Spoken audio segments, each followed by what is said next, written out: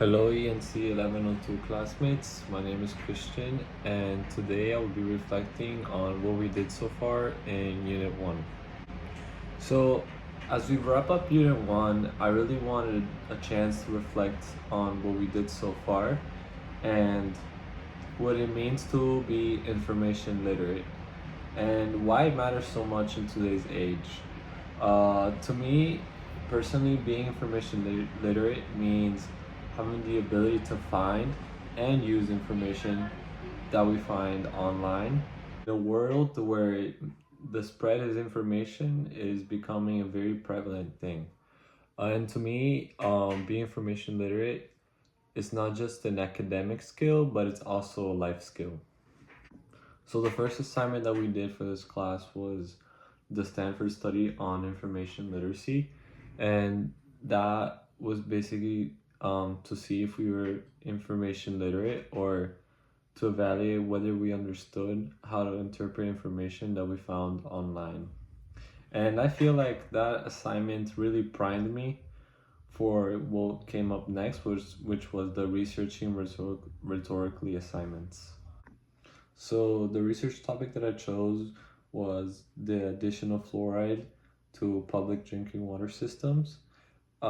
And I chose that topic because it is currently being discussed in our government and it also affects us as citizens of the state of Florida.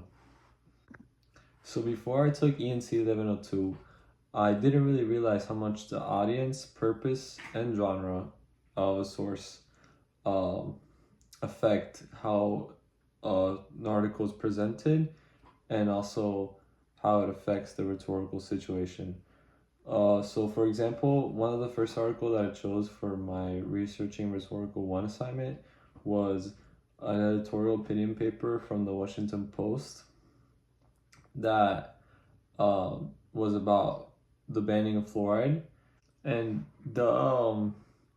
this article did not support the banning of fluoride, and it suggested that public health officials took science-based initiatives in order to make a decision on this topic.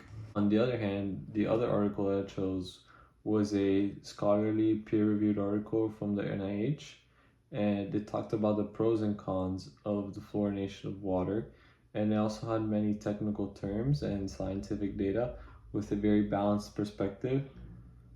So it talked about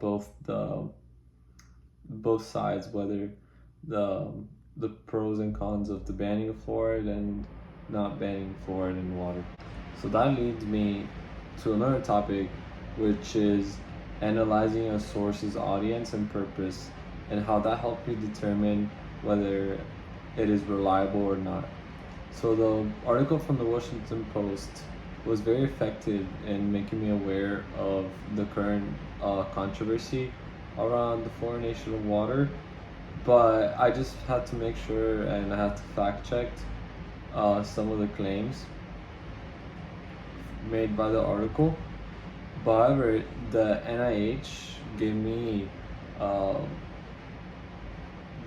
gave me technical data, but it didn't really address the political side of this argument.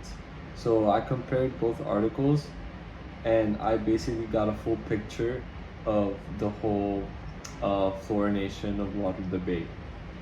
Another thing that I learned from this unit was fact checking, and in a world of social media, it's very important to fact check. So, for example, the Washington Post article mentioned that the fluorination intake of fluorine does reduce cavities by 25%. But just to make sure, I had to confirm with data from the CDC and other scholarly articles to make sure that this statistic was true. And I also realized that it's very dangerous not to fact check because that can really sway your opinion, and that could make you believe myths about uh, possible effects of fluoride, which may not be true. And also, while doing the assignment, I realized really how um, complicated complicated it is to do research on social media, because while it may contain accurate information. However, there is a lot of information out there that is just there to grab your attention and is not necessarily accurate.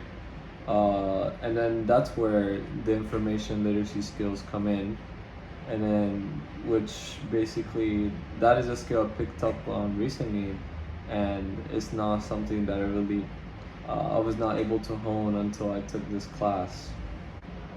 For me, this unit really helped me with being a responsible researcher, and it taught me how to be wary of what I see online and how to dissect an article based on its rhetorical situation.